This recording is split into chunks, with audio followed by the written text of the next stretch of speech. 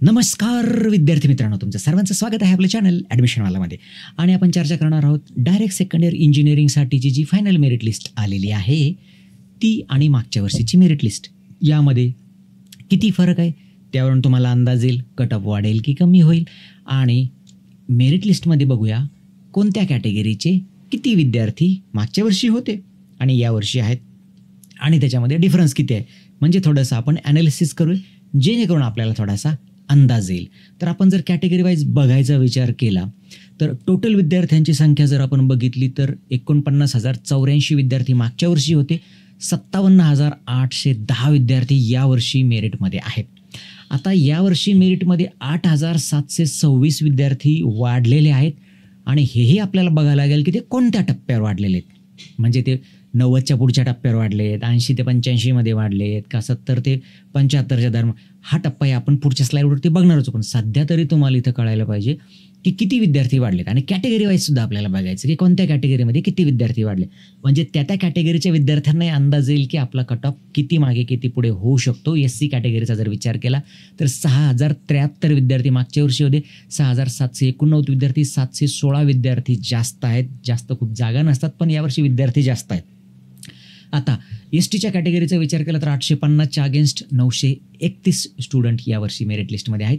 DT विजयच्या 1138 against 1289 म्हणजे 151 विद्यार्थी ते 1200च्या तुलनेमध्ये. पण जर तुम्ही 800च्या तुलनेत जर बघितलं तर इथं 81 स्टुडंट आहेत तर इथं 1100च्या तुलनेत 1289 151 विद्यार्थी जास्त आहेत. म्हणजे त्या विद्यार्थ्यांना अंदाज येईल. NT1चा जर विचार केला तर 1270च्या अगेन्स्ट 1509 विद्यार्थी, 239 विद्यार्थी यावर्षी जास्त आहेत मेरिट लिस्टमध्ये. हे आपल्याला ध्यानात घ्यायचं आहे.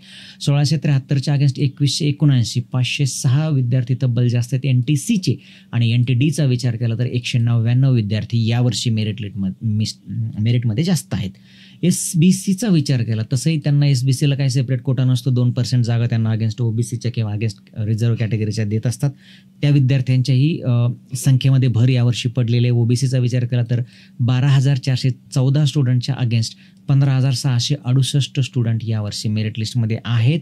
3254 विद्यार्थ्यांची संख्या यावर्षी मेरिट लिस्टमध्ये वाढलेली आहे.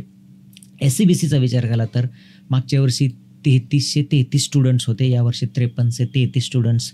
मस्त 33चा आकडा जुळलेला आहे.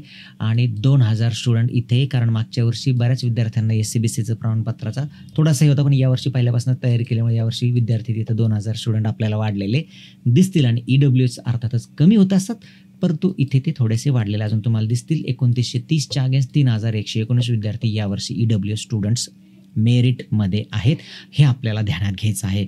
म्हणजे 8,700 हा डायरेक्ट सेकंड इयरच्या हिशोबाने बऱ्यापैकी आकडा यावर्षी वाढलेला आहे. आता आपण बघूया की कोणत्या टप्प्यावरती किती विद्यार्थी वाढले आणि किती कमी झाले. म्हणजे आपल्याला अंदाज येईल की कोणत्या टप्प्यातल्या विद्यार्थ्यांचा मेरिट वाढण्याची शक्यता आहे. जर आपण विचार केला 95, 95 अँड अबाऊ तर 2024 साली 250 स्टुडंट होते. यावर्षी 350 स्टुडंट्स आहेत. म्हणजे इथेही 100 स्टुडंट्स वाढलेले आहेत. आणि चांगल्या कॉलेजचा कट ऑफ नक्कीच वाढणार आहे जागा थोड्याशा वाढल्या तरी. 90 ते 95चा विचार जर केला तर 2069 स्टुडंटच्या अगेन्स्ट 3266 स्टुडंट. इथंही जवळजवळ 1200 स्टुडंट वाढलेले आहेत. म्हणजे मेरिट त्या टप्प्यावरतीही वरती जाणार आहे. 85च्या 90चे विचार केला तर 5218च्या अगेन्स्ट 7410 स्टुडंट, 2192 म्हणजे वरच्या आपण 75च्या 80च्या वरच्या म्हटलं तरीही बरेचसे स्टुडंट इथं वाढलेले तुम्हाला दिसतील. 85 ते 90चा विचार केला तर आपण बघितलं की 2100 स्टुडंट तिथं वाढलेत. 80 ते 85च्या दरम्यान 7,974च्या अगेन्स्ट 10,215 म्हणजे इथे 2,241 स्टुडंट वाढलेले आहेत या टप्प्यावर सुद्धा. आता तुम्ही बघू शकता तुमच्या मार्काचा टप्पा किती आहे आणि मग त्यानुसार तुम्हाला तो अंदाज येईल. 75 ते 80चा जर विचार केला तर 9,932च्या अगेन्स्ट 12,276 स्टुडंट. आणि तुम्हाला आताही समजलंही असेल की तुमचा मेरिट नंबर मागच्या वर्षीच्या तुलनेत म्हणजे मागच्या वर्षीच्या 90 मार्कावाल्याला जर एखादा मेरिट क्रमांक असेल तर यावर्षी तो बराचसा खाली सरकलेला असेल हे तुमच्या लक्षात आलेलं असेलच. तर 75च्या 80च्या टप्प्यावरती 2344 स्टुडंट, 70 ते 75च्या ज्या टप्पा आहे तिथं 781 स्टुडंट जास्त झालेत. आणि 60 ते 70च्या टप्प्यावर आपल्याला 137 विद्यार्थी कमी झालेले दिसतील. आणि 60पेक्षा कमी इथं मात्र फक्त 8 विद्यार्थी जास्त आहेत. बाकी सगळा जो खेळ आहे चांगल्या कॉलेजेसचा तर तो इथून वरतीच जातो. त्याच्यानंतर मीडियम कॉलेज तुम्ही इथं खेळता आणि या सगळ्या टप्प्यावरती विद्यार्थी वाढलेले आहेत, म्हणजे कट ऑफ आपला वाढणार आहे.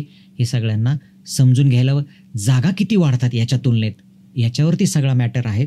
नवीन मागच्या वर्षी कॉलेजेस किती सुरू झाले होते, सीट मॅट्रिक्समध्ये किती बदल आहे, मागच्या वर्षीचे EWSच्या जागा किती राहिल्या होत्या आणि यावर्षी नवीन मागच्या वर्षी ॲडमिशन न झालेल्या जागा किंवा इन बिटवीन कॅन्सलेशन झालेल्या जागा तुम्हाला तुमच्यासाठी किती मिळतात, ह्याच्यावरती सगळा खेळ अवलंबून आहे. उद्या आपला सीट मॅट्रिक्स येईल, त्यावेळेस आपण याच्यावर डिस्कशन नक्कीच करू.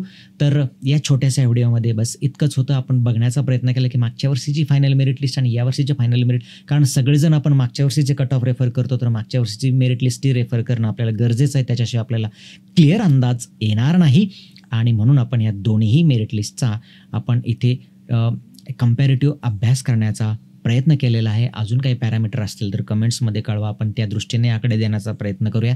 थांबूया इथे, पुन्हा भेटू नवीन व्हिडिओमध्ये. तोपर्यंत नमस्कार, शुभरात्री.